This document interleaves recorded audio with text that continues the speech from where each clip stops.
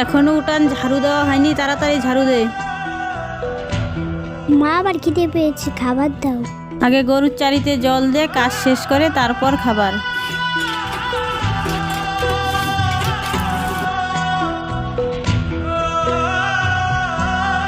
মা আমার ঝাড়ু দেওয়া শেষ, গরুর চারিতে জল দেওয়া শেষ, এখন খাবার দাও।